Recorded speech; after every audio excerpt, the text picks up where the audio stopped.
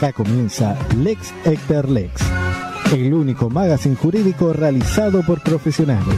Un programa para debatir los casos jurídicos más importantes de la semana. Con la conducción de la doctora Mariela Sampedro, abogada especialista en Derecho Penal, docente y fundadora de la firma líder en capacitación profesional de abogados Mente Jurídica Digital. Y los licenciados Ricardo Nievas y Walter Gorbach.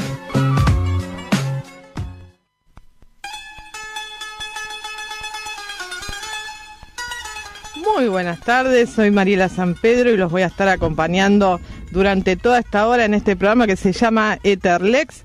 Muy bien acompañada con mis compañeros Ricardo Nievas. ¿Cómo le va, Ricardo? En horario, muy bien. Yo hoy no iba a decir nada igual.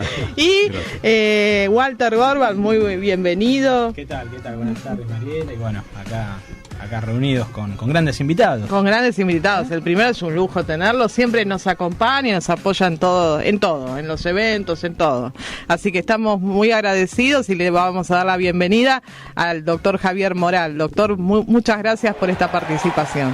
No, un placer, la verdad que es todo mío, el gusto estar con ustedes acá compartiendo un ratito de esto que es un poco café, galletitas y algunos conocimientos jurídicos, sobre todo por las galletitas del café.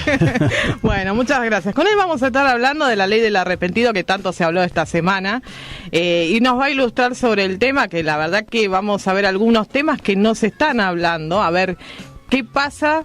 Por ejemplo, le vamos a dejar una pregunta pendiente. ¿Qué pasa si los datos aportados son falsos? Vamos a ver todo lo que tiene que ver con la ley. Y con Ricardo vamos a estar viendo siempre la parte de seguridad y por supuesto con Walter la parte de pericias. Además vamos a tener otro invitado que es Andrés Bonicalzi, que con él vamos a estar hablando del tema de los delitos contra la integridad sexual. Él es abogado de AVIVI, Walter. Sí, exactamente, la Asociación de Ayuda a Víctimas de Violación. Bueno, Ricardo, nos pasa los números y nos vamos a un pequeño corte, así nos organizamos. Cómo no, las vías de contacto son el teléfono 4371-5603, ya nos están llamando. Sí. El Facebook es Lexia Plus, Twitter @Lexia Plus. Repetilo un poquito, una vez más. El teléfono es 4371-5603, el Facebook Lexia Plus y el Twitter es @Lexia Plus. Bueno, nos vamos a un pequeño corte, nos organizamos y volvemos con el doctor Javier Moral.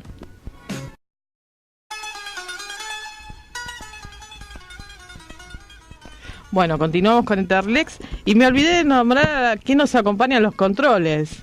Renzo y Matías, así que le damos también la bienvenida a ellos.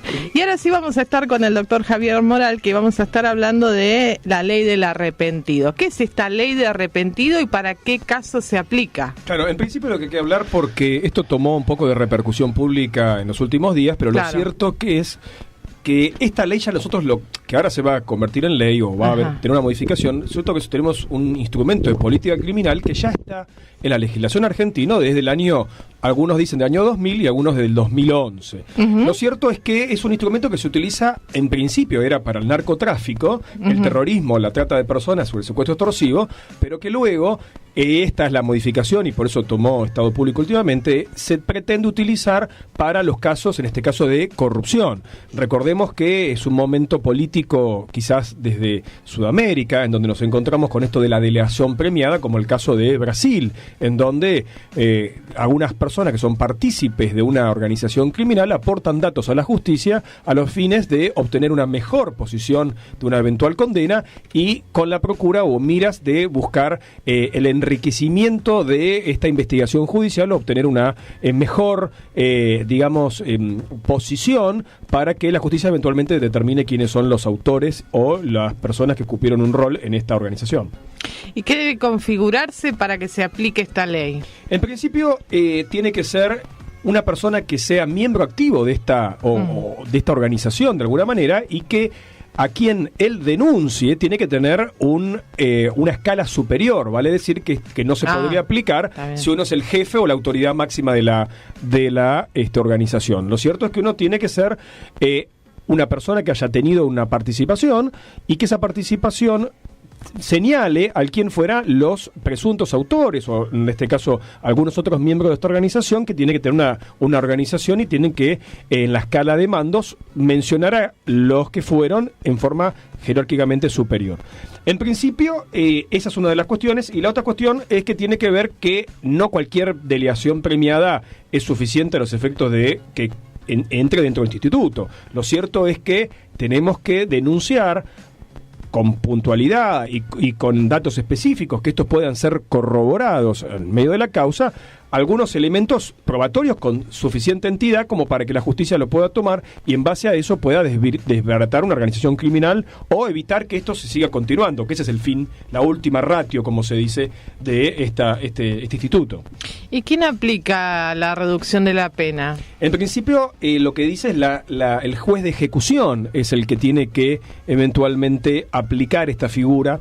Recordemos que para que se produzca esta investigación, lo cierto es que ante el pedido del imputado, o en este caso, también ahí vamos a ver cuál es la dificultad o la diferencia entre el imputado o el testigo de identidad reservada o el agente provocador, porque hay distintas cuestiones dentro de este parámetro o de esta cuestión.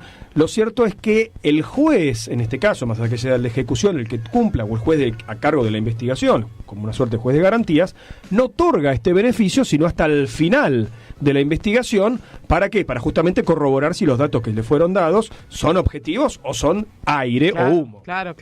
Pero ¿qué diferencia hay entre esto y un juicio abreviado? No, son distintas maneras. El juicio abreviado es aquel en donde los imputados acuerdan con las partes, en este caso el fiscal, que es el titular de la acción penal, una reducción de la pena en cuanto al reconocimiento del delito y de los hechos. En este caso es un poco distinto, sino que es un imputado que de alguna manera expresa haber participado de esta organización criminal y obtiene un beneficio en cuanto a la reducción de la pena, o eventualmente está discutida la doctrina, quizás la exención de esta, pero esto lo obtiene una vez al finalizado el proceso y no quizás una certeza antes de con la sola firma y la aceptación por parte de, en este caso, un tribunal oral, por ejemplo. ¿Y el testigo de identidad reservada? Dentro de esto que yo contaba antes, que ya tenemos esta legislación, estamos dentro de lo que es esto salió en la ley de estupefacientes y la de psicotrópicos, que había claramente una distinción entre el 29 ter, el 31 bis, etcétera, etcétera, que tiene la cuestión del arrepentido en forma genérica puede ser tanto para el imputado, pero también el testigo puede ser, en el caso de que el juez considere que ese testigo puede correr peligro su vida por la información que maneja, por las distintas cuestiones, puede otorgarle una suerte de beneficio, digamos, a un instituto en donde se le cambia incluso la identidad, lugar de residencia, y se ha creado de alguna manera por parte del Poder Judicial una oficina encargada de tutelar a estas personas a los efectos de que no puedan ser fácilmente identificables. De hecho, como se le dice a los actores procesales, tienen que estar ajenos a los datos filiatorios verdaderos y solamente tienen que estar reservados con una cierta seguridad para que esta persona no sea objeto de algún tipo de amenaza,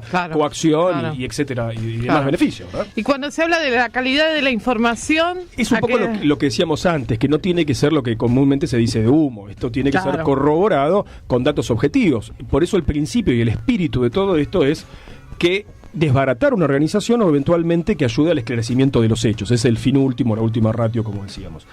Por eso es que esta calidad de la información, el beneficio se otorga una vez al final del proceso, cuando se pudo corroborar con pautas objetivas que ese testigo o ese arrepentido de alguna manera colaboró con la investigación de modo suficiente. Entonces, una vez que esto se obtiene, es que obtiene este beneficio. ¿Para qué? Para garantizar que la información que se brinda al juez no sea, digamos, aire o humo o meras especulaciones. Tienen que ser corroborados objetivamente. Claro, ¿y qué pasa si los datos son falsos? Bueno, en ese caso la ley castiga con una pena de 1 a 10, independientemente de lo que sucede como en la causa. Esto es un poco un parangón con el falso testimonio que contempla el 275 del Código Penal. Claro, y si comete otro delito doloso en el término ahí pierde el beneficio que ya tenía al haberse acogido la figura del arrepentido. Por eso vemos que hay algún paralelismo con lo que sería la figura de los abreviados, la probation. Es como decía al principio de la charla, esto no es nuevo. La probation también tiene ese término que creo que son 8 años, ¿no? Claro, pierde un poco este beneficio. Por eso decía que ahora, por más que haya cobrado Estado Público, lo cierto es que esto ya venía con antelación suficiente, ¿no? Yo en este caso tengo sentimientos encontrados respecto de la legalidad o la constitucionalidad de esto, porque de alguna manera entiendo, a mi juicio había que estudiarlo con un poquito más de profundidad, pero nadie puede ser obligado a declarar en su contra. De alguna manera tenemos el principio de inocencia. Entonces, de alguna manera, ¿hasta qué punto rompe uno o se colisiona?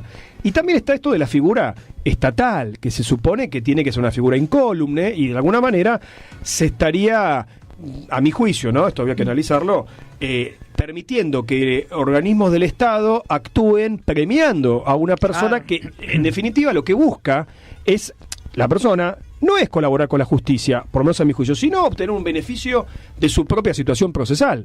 Por lo cual entiendo, más allá de que es cierto que en el derecho penal moderno y las legislaciones comparadas, este tipo de institutos son cada día más frecuentes y necesarios a la hora de la investigación, pero también por el otro lado, como yo decía, que hay estos sentimientos encontrados que gozan de algunas ciertas críticas en cuanto a la legalidad. Hay unos artículos muy interesantes de Zaffaroni y de Slocker hablando sobre este tipo de institutos foráneos aplicados a la legislación local, que tiene estas particularidades y estos vicios de legalidad. Claro. ¿Usted qué piensa de lo de Fariña? Bueno, en este caso, la verdad que pasa siempre con estas causas que son de tipo mediático, que nunca es exactamente lo que está en el expediente, lo que los titulares y los matutinos y los periódicos recogen. De hecho, siempre es bastante distinto. Me parece bien la mención de hacerlo secreto de sumario y vamos a esperar qué es lo que surge. Pero lo cierto es que ha logrado de alguna manera tener el foco de atención. Claro. ¿Ricardo? No, yo desde la visión de la seguridad, ¿no? Como yo no soy abogado, entonces sé que hay varias críticas, se han escuchado tanto en los medios, ¿no? De alguna forma si es un premio. Hablábamos, creo que el programa pasado, que la seguridad se hace, no la hace solamente la fuerza de seguridad, sino también la propia justicia, cuando está justamente en esa etapa en la cual se está combatiendo al delito, las investigaciones, ¿no? O sea, llegar al fin último, que sería esclarecer un hecho. Pero tengo entendido que hay un principio, ¿no? Que se dice, o un dicho que se dice que más vale un culpable libre y no un inocente detenido, en el sentido de que si no está comprobado. O sea, acá el gran problema es tratar de determinar con hechos que lo tiene la justicia que hacer si un delincuente o una persona que se está investigando cometió un delito. Ahora, en este caso, ¿no? Se podría aplicar el principio de decir, bueno, más vale que se le baje la pena, en este caso, a una persona, y tener a otra sí que ha cometido también un delito detenida, ¿no? A partir de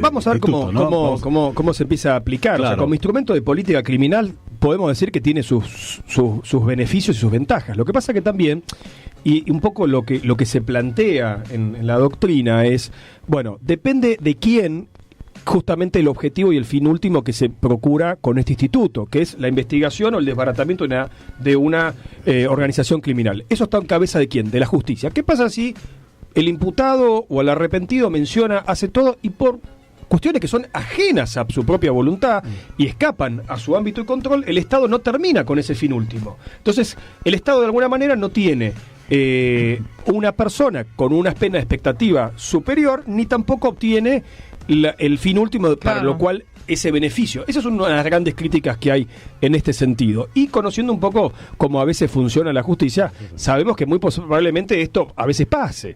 Entonces, decir, bueno, la verdad que yo tengo una cosa en el aire, un hecho futuro incierto, que no sabemos si vamos a obtener efectivamente una eventual desbaratamiento o una desarticulación de una banda o una organización criminal, y si obtenemos una condena menor, lo cual no se puede hablar de un éxito por parte de las instituciones en este caso. Entonces es una de las críticas que hay, más allá de estas críticas filosófico-jurídicas, si puede declarar una persona en su contra y cuál es el fin último. Yo descarto de que no es colaborar con la justicia, si no hubiera estado en esta situación, sino es mejorar su situación procesal.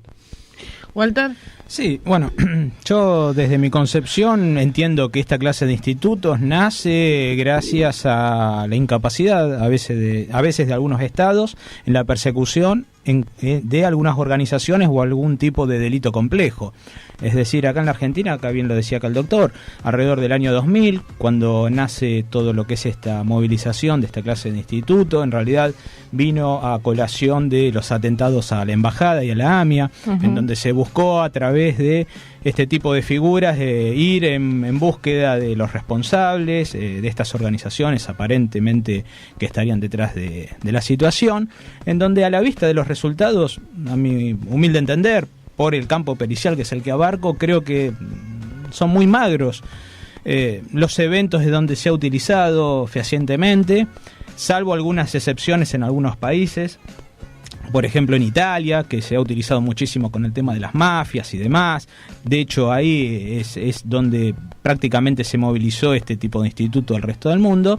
Pero yo, en mi caso particular, soy bastante aséptico de este tipo de figuras. Muy bien, acá también se estaba explayando en la mesa que todos los dichos de la persona que quiere acceder a este tipo de beneficio deben ser corroborados, y de qué forma, y científicamente. Acá el ingrediente pericial va a ser el que toda la prueba, todos los elementos que aporte este individuo que quiere beneficiarse con este tipo de institutos, justamente, las pericias y el rigor científico le den o no algún tipo de sostenimiento para que pueda acceder, y por otro lado, para que se pueda quizás desarticular una organización en donde se hace verdaderamente muy difícil a veces penetrar por parte del Estado. Y les pregunto a todos, sí, usted quería decir quería hacer un poco, reforzar un poco lo que dice. Acá el tema se siente, hay un artículo muy interesante del fiscal general de la Cámara de Casación, Raúl Ple, que dice que no se conocen datos ciertos sobre la aplicación de este instituto que haya tenido una contrapartida positiva para el Estado. Es decir, que antecedentes no tenemos. La verdad, por más que uno pueda decir, bueno, la verdad que es una cosa nueva, como decía al principio de la charla, se discute si se aplica desde a partir del 2011 o a partir del 2001. Lo cierto es que no ha tenido un antecedente objetivo. A veces lo que tiene estas cuestiones de como la ley Bloomberg, claro, que tienen yo pienso lo mismo. Contrapartida de esta efervescencia social, hace que después veamos un camino incorrecto, ¿no? Claro. Siendo la justicia tan lenta como la que tenemos, ¿ustedes creen desde cada uno de su lugar que lo denunciado por Fariña va a pasar algo? En eso ninguno va a contestar. No. Ninguno. A ver, ¿quién contesta? Realmente es un poco difícil aventurarse a una cuestión tan profunda, con tantos aristas, y hay muchas cuestiones para cortar, ¿no? Ojalá sirva. Ojalá. Vengo acá y pido perdón. Bueno, muchas gracias por esta participación. La verdad que siempre es un gusto tenerlo en esta casa. Muchísimas gracias por invitarnos. Y será hasta la próxima, entonces. Con todo gusto. Muchísimas gracias. Nos vamos a un breve corte y volvemos con el doctor Andrés Bonicalzi. Bueno, ahora sí, continuamos en Internet con el doctor Andrés Bonicalzi. Bienvenido a la primera vez que lo tenemos en el programa. Es cierto. Así que muchas gracias por su participación. No, gracias por la invitación. Bueno, vamos a estar hablando de lo primero que hay que hacer ante un delito de integridad contra la integridad sexual. Sí, ¿qué es lo primero que hay que hacer? Lo que hay que hacer es denunciar. Espere, vamos a hacer un punto ahí. ¿Conviene denunciarlo? Sin lugar a duda. Sí. A ver, lo primero que tenés que tener en cuenta, los delitos contra la integridad sexual, para que se pueda llevar adelante una investigación, vas a tener que tener asentimiento por parte de la víctima. ¿Sí? Es decir, el Estado por sí solo no puede, digamos, investigarlo si la víctima no está de acuerdo con que esto se investigue. Esto tiene que ver con una cuestión, obviamente, de todo lo que tiene que ver con la integridad sexual. Es algo tan íntimo que aquella persona damnificada tiene que prestar, digamos, el asentimiento, ¿no? hay otros delitos que el Estado, digamos, puede investigarlos por sí solo sin necesidad de, digamos, que lleve adelante, digamos, la víctima, el impulso, ¿no?, inicial de la investigación. Y además tiene que ver con un factor vinculado a lo difícil que son los procesos que atraviesan, digamos, los delitos sexuales, ¿no? El tema de la revictimización, ¿no? Digamos, uno de los principales elementos de prueba en este tipo de delitos es tanto el cuerpo como los recuerdos, como las emociones también de la persona. Por eso mismo le preguntaba si es conveniente denunciarlo, porque muchos dicen, bueno, la primera violación fue el hecho desgraciado que sufrió y después ir a tribunales. Totalmente. Cuando muchas veces se juzga a la víctima. Sí. Entonces por eso mismo hay mujeres que no hacen las denuncias, porque es muy duro atravesar por un proceso así. Y además, ¿cómo usted hace para tratar de ganarse, digamos, la confianza de su cliente y de llevar adelante el proceso? Porque no es fácil. No, totalmente. Incluso lo que vos decís, es difícil denunciar, y muchas veces cuando se denuncia, en la medida que el proceso va siendo invasivo, que va generando la revictimización sobre la mujer, se abandona, ¿no? Claro, se abandona la voluntad por parte de la mujer de que se lleve adelante la investigación. Por lo cual, obviamente, en este sentido, el sistema judicial tiene que estar lo suficientemente capacitado, desde el primer policía que toma la denuncia, pasando por aquellos profesionales que intervienen en las pericias médicas, que intervienen en las pericias psicológicas, en las pericias psiquiátricas, pasando por el fiscal hasta el juez, tienen que estar absolutamente capacitados para poder entender cuál es el protocolo que se tiene que llevar adelante en materia de investigación de un delito sexual. ¿Y se lleva adelante esto que vos decís? ¿Todo esto se lleva adelante? No. A ver, recién Walter me preguntaba por una causa que hoy se dio el veredicto, que es una causa de grooming, ese, digamos, el delito contra la integridad sexual, donde lo que sucede es que un mayor busca el contacto a través de una red social o una parte de comunicación, cualquier dispositivo, digamos, de transferencia de datos, tomar contacto con una menor. Con la finalidad de cometer un delito contra la integridad sexual. Independientemente que después, digamos, logre cometer el delito o no. Pero el contacto, por ejemplo, vía Facebook, vía Twitter, con la intención de contactar a un menor, en este caso en particular de 11 años, un policía de la provincia de Buenos Aires. Logró el contacto por Facebook.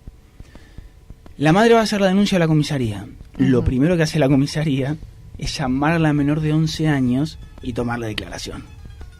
En comisaría. Sin una entrevista psicológica previa, sin un psicólogo, y ni que hablar de sin una cámara Gesell. El año 2014, que en comisaría vos le tomes a una menor de 11 años que acaba de sufrir un delito contra su integridad sexual, no de lo más grave, no importa, un delito contra su integridad sexual, en comisaría es una locura. Claro. Procesalmente, en términos de invasión respecto de la persona y del daño psicológico que con esto le puedes producir. Date una idea que cuando a mí viene la víctima a verme, ni se me ocurre en un principio que me relate a mí cuáles fueron los hechos. La mando automáticamente con la psicóloga con la que trabajamos nosotros. ¿Por qué, doctor? No. Porque el abogado no está preparado para poder saber hasta dónde preguntar. A una mujer, ni que hablar a un menor, que acaba de sufrir un delito contra su integridad sexual. Y más yo siendo hombre. Por eso le hay un montón de cosas que yo necesito justamente saber. Eso, ¿cómo totalmente. Es ¿Cómo logro? Claro, el vínculo, que es muy difícil. Es muy difícil. La verdad que es muy difícil. Yo creo que se va logrando en la medida que va pasando el tiempo. El vínculo de confianza respecto de la mujer. Del menor. Por eso yo, cuando tengo que... por supuesto, digamos, lo primero que tenemos que hacer los abogados es tomar un montón de información de lo que pasó. Claro. Pero esa información que tenemos que tomar es muy delicada. Tiene que ver con cuestiones de la modalidad de cómo se sometió a la mujer, las vías de acceso por las cuales tuvo lugar, por ejemplo, un acceso carnal, hasta cuestiones vinculadas a si hubo o no material genético sobre el cuerpo de la víctima. Yo esto, digamos, como abogado puedo ser un bruto terrible para preguntártelo, porque no estoy preparado, porque la facultad no me prepara para hacerlo. si yo no quiero ser invasivo en este sentido, prefiero la intervención a la psicóloga. Entonces usted trabaja interdisciplinariamente con un grupo de personas especializadas. Sí, para mí no hay forma de trabajar los delitos sexuales si no es junto a una psicóloga. No hay forma, digo, no solamente para evitar causarle un daño, sino dentro del proceso. Claro. El informe de la psicóloga, las declaraciones testimoniales de la psicóloga son fundamentales. Entonces, en términos probatorios, pero por sobre todas las cosas, digamos, para resguardar la integridad psicológica de la víctima, ¿no? Que es, como te decía antes, objeto de estudio constante. Y Walter, ¿cómo se trabaja este tipo de delitos? Bueno, verdaderamente, desde la faz pericial es bastante complejo. Acá, bien lo decía acá el doctor Bonicalci, con quien nos une un vínculo desde hace muchos años, en algunos medios de comunicación que nos cruzamos. Él es muy humilde, no lo dice, pero él es un especialista en esta clase de delitos, fundamentalmente siempre desde el lado de la víctima, por supuesto, claro, de la querella. Bueno, acá la cuestión pericial bien se estaba reflejando. La pericia psicológica es un pilar muy importante para establecer justamente si hay algún daño psíquico en la víctima o no. Y aparte, otra de las cuestiones, si le va a dar verosimilitud al relato. Muchas veces los tribunales, las fiscalías cuestionan a veces ciertos relatos. Entonces el informe psicológico... Eso es un tema importante, el cuestionamiento de los hechos de las víctimas. Sí, totalmente, ¿no? Que a la víctima la pueden llamar a tomarle una declaración y ampliarla, por lo menos... Y hacerle el estudio psicológico, veces, a ver si está cuerda, a ver si no está cuerda. Totalmente, totalmente. Sí. Digo... Y más en la provincia de Buenos Aires, donde por ahí no hay un protocolo tan preparado como te puedes llegar a encontrar en la capital, donde tal vez vos vas a denunciar y tenés al abogado y tenés el cuerpo interdisciplinario, digamos, una psicóloga ya te va a estar recibiendo en el único momento tu declaración. Y tal vez ya elevan automáticamente un informe también. Entonces, sí, es una carnicería en algún punto. Tranquilamente puedes estar llamado a declarar en el momento que haces la denuncia. Te puede llamar el fiscal cuando le llega el sumario policial. Después vas a atravesar seguramente la pericia psicológica, una pericia psiquiátrica. ¿Sí? Ya hasta ese momento te conté 4 veces, suponiendo que no te llaman de vuelta. Y por alguna testimonía que quedó dando vueltas en la cual consideran que puede llegar a haber alguna contradicción. Y la pericia médica, que por supuesto la que va a constatar si hay cierta lesionología, por ejemplo en la lesión en la región genital o paragenital. Esto también es otro estamento que a veces desde los organismos del Estado quizás no se ejecuta con cierta premura, en las cuales ciertos indicios o signos son necesarios para constatarlos en ese momento, recordando que la víctima instintivamente, acá el doctor seguramente nos lo va a ilustrar, instintivamente tiende a asearse rápidamente o a demorar esa denuncia por una cuestión de pudor o por una cuestión del que dirán, en donde también estadísticamente el núcleo intrafamiliar a veces tiene un rol protagónico, en algunas ocasiones sí y en otros no, y hace todo un contexto que llevar adelante verdaderamente una causa en donde hay una imputación sobre un delito contra la integridad sexual es verdaderamente todo un logro, y llegar a una condena o una sentencia condenatoria, bueno, es prácticamente, no digo utópico, pero es una batalla de titanes. Me voy a hacer una pregunta un poco... ¿Alguna vez se encontró con una falsa denuncia? Porque puede pasar también. Puede pasar, totalmente. Puede pasar. Sí, me encontré, sí. Me encontré. Digo... Hasta donde yo, esto es una suposición, ¿no? Que entendí o me pareció que podía llegar a tratarse de una falsa denuncia. Yo parto, me pasó una sola vez, en una ocasión. Pero en principio parto de creerle. No, por supuesto. Sin lugar a duda, pero además, las veces que he sospechado me he pegado cada palo. Yo dice, no, mira, me parece que me está mintiendo. Pericias psicológicas, psiquiátricas, me salieron completamente favorables respecto a la existencia del delito.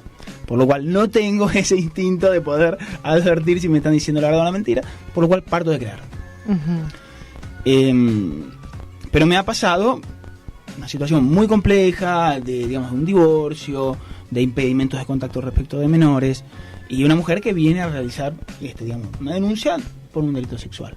La realidad es que ni en la cámara GESEL, ni en la pericia psicológica, ni en la pericia psiquiátrica surgieron elementos que pudieran, corroborar los dichos de la madre, no solo eso, sino que, así como Walter decía, que tenemos que advertir, por ejemplo, la verosimilitud respecto al relato de la víctima, también por el otro lado tenés que advertir si no hay, digamos, indicios de fabulación o de manipulación sobre el relato de la menor. Claro. Y eso surgió. Automáticamente yo me desligo de la causa, ¿no? Digamos, renuncio al patrocinio. Una cuestión, digamos, de principios, digamos, míos, profesionales, podría haber continuado tranquilamente. Pero la realidad es que también, digamos, en ese caso esa causa la seguía desde un punto de vista institucional, desde una asociación, por lo cual hay que ser cuidadoso también respecto de cuáles causas estamos patrocinando. Ricardo. Ahora, me imagino normalmente el primer contacto que tiene una víctima, o sea, con el sistema, digamos, es con las dependencias policiales, o muchas veces también se hacen denuncias directamente en alguna otra dependencia judicial. Principalmente las policiales. ¿No? Sí, hay la importancia de que justamente haya personal especializado en recibir estas denuncias, ¿no? O sea, sí. Totalmente. No, ni hablar. Se avanzó en las comisarías de la mujer. De la mujer, ¿no? Sí, claro, se avanzó. Claro. Pero igual seguimos medio toscos. No, y además me imagino que la misma víctima tal vez no sabe, ¿no? Que tiene que dirigirse ahí, tal vez a una comisaría normal. Le pueden avisar. Uh-huh. La realidad es que, mira, desde el momento que llega la víctima a querer realizar la denuncia, para que te des una idea, puede llegar a estar 24 horas sin dormir. Después de haber sido automáticamente violada. Digo, comisaría, con lo que te van a atenderla, que la mandan a otro lado, paso por el hospital, paso por el cuerpo médico, buscar la profilaxis que se tiene, digamos, poner automáticamente en los casos que hubo un acceso carnal, que la vas a encontrar incompleta, entonces tenés que buscar un hospital una parte, después al otro. Yo te puedo asegurar, en el 80% de los casos, inmediatamente la violación, la víctima no descansa hasta 24 horas después. O sea, una locura. Y pasa, en esto que te estoy diciendo, en el 80% de los casos. Uh-huh. Por lo menos en la provincia de Buenos Aires, que es lo que más tengo. Entonces, digamos, que se ha avanzado, se ha avanzado. Sí, no, por supuesto, pero... Se ha concientizado, se ha capacitado, un montón de cosas, todo lo que quiera. Falta mucho todavía. Uh-huh. Doctor Moral, usted también lo volvemos a reincorporar, ¿no? Lo echamos y lo traemos de vuelta. Usted ha tenido casos también de esta índole. ¿Cómo es trabajar? Porque la verdad que me imagino que lo mismo que le preguntaba al doctor, no es fácil trabajar este tipo de casos. No, sí, coincido que quizás desde la preparación profesional quizás tenemos ciertas limitaciones, incluso en los programas de estudio no hay esta cuestión de tomar contacto con la víctima, pero lo cierto es que la verdad es un delito que se produce en el marco de 4 paredes y todos nos vamos a tratar de representar, los operadores de la justicia, qué es lo que pudo haber sucedido en ese momento.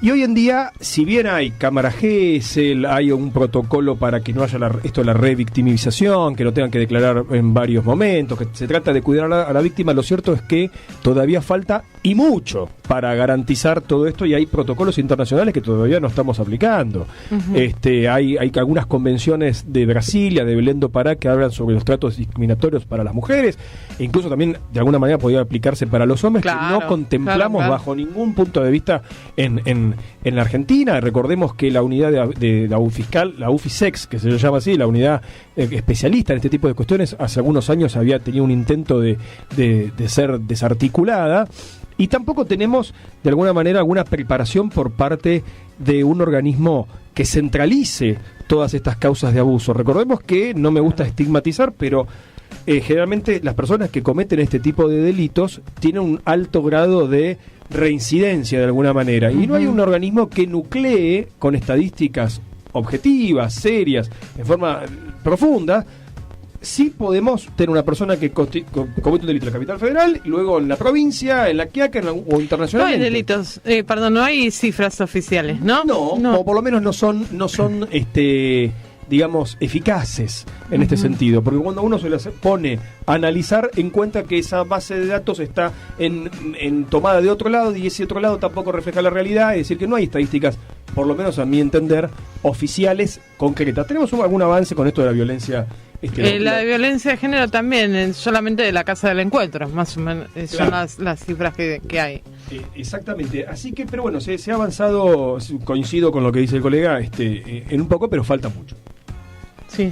No, que bueno, justamente es una gran verdad. Acá cifras oficiales, en realidad, no solo para delitos contra la integridad sexual, casi para cualquier tipo de delito, a veces se hace complicado hallar o encontrar. Justamente gente acá de la Procuración de la Provincia de Buenos Aires me acaba de enviar un último informe en donde ellos determinaron que en el 2015 crecieron 18%, digamos, las violaciones en la provincia de Buenos Aires, en donde, bueno, acá los letrados que están más en contacto con esta clase de delitos, también ellos nos sabrán ilustrar de que es un delito verdaderamente en crecimiento, el tema de justamente todo lo que tiene que ver contra la integridad sexual, quizás por una explosión en las redes sociales o por otro tipo de connotación social, si se quiere, o contexto, pero realmente son cifras muy alarmantes, en donde nos habla, por ejemplo, que en el 2015 hubo 1.187 denuncias por abuso sexual con acceso carnal, es decir, lo que comúnmente denominamos violación,